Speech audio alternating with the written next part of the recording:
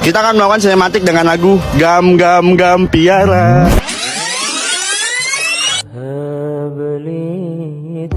Manfaatkan 5 perkara sebelum 5 perkara.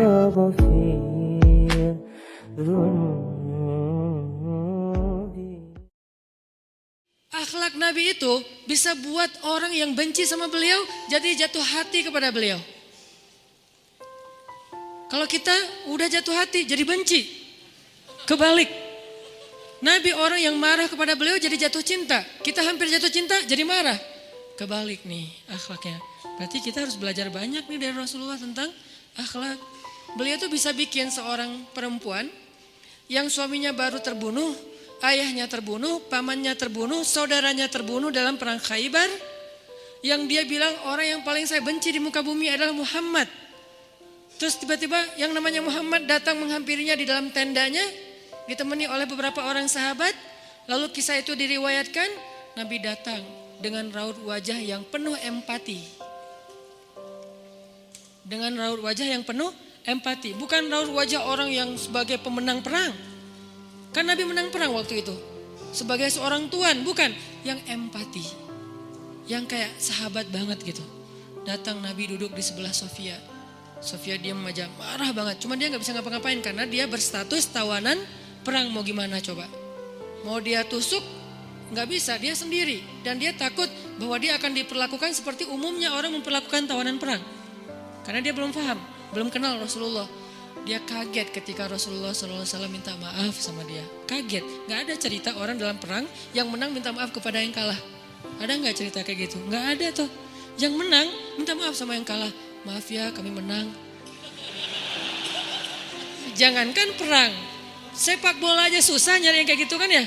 Ini akhlak nih untuk kita teman-teman di Bandung dengan Persibnya, nanti di Jakarta dengan apa Jakarta teh?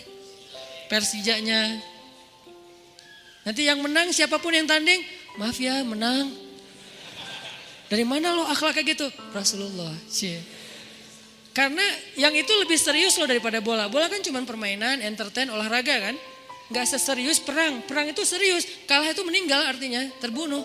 Kalau kita kalah paling ya kurangin apa? Nggak dapat skor gitu, nggak dapat poin. Kalau itu kalah terbunuh.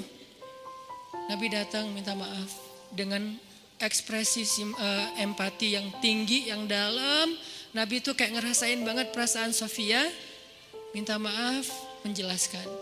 Sofia, maaf ya, aku ikut turut berduka atas wafatnya ayahmu, suamimu. Sofia marah banget. Terus Nabi menjelaskan apa yang terjadi. Aku tuh udah ngasih kesempatan agar kita gak usah berperang. Tapi mereka terus menyerang.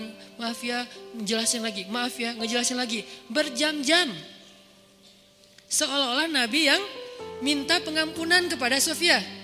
Seolah-olah Nabi itu tawanan perang. Minta maaf, menjelaskan kejadiannya. Minta maaf, menjelaskan. Terus kayak gitu dengan ekspresi serius. Dan kelihatan banget lah. Ucapan dan ekspresi orang yang jujur kan kelihatan ya. Jujur bahwa beliau tuh empati banget. Bahwa beliau juga berduka.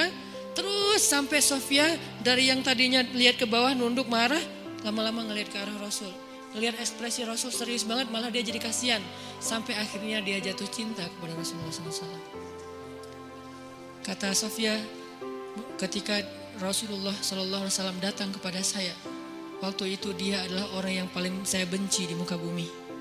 Tapi dia terus meminta maaf dan menjelaskan. Meminta maaf dan menjelaskan. Sampai akhirnya dia menjadi orang yang paling saya cintai di muka bumi. Akhlak Rasul. Rasulullah gak mengatakan Allah berfirman wahai Sofia.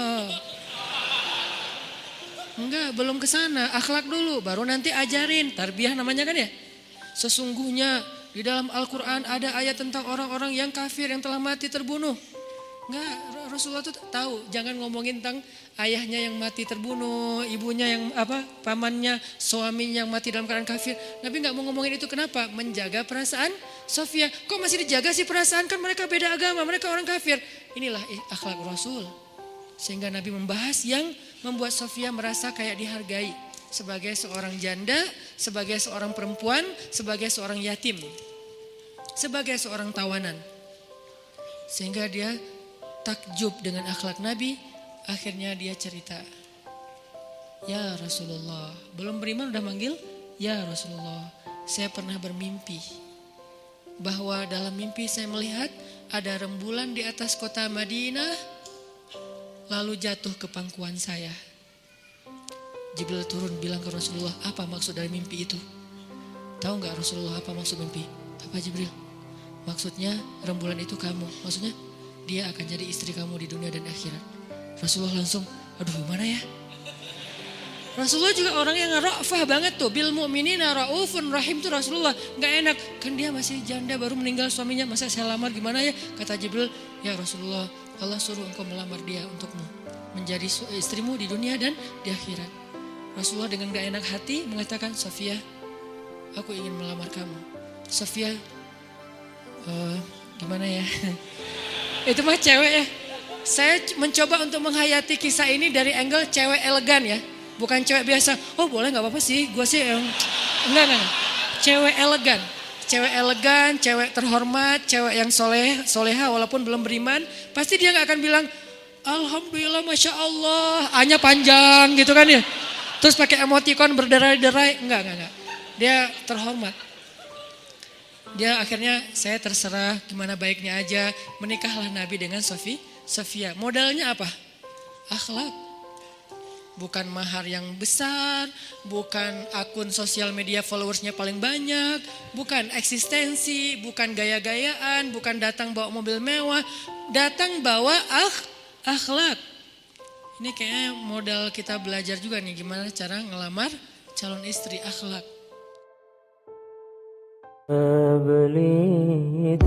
Manfaatkan 5 perkara sebelum 5 perkara.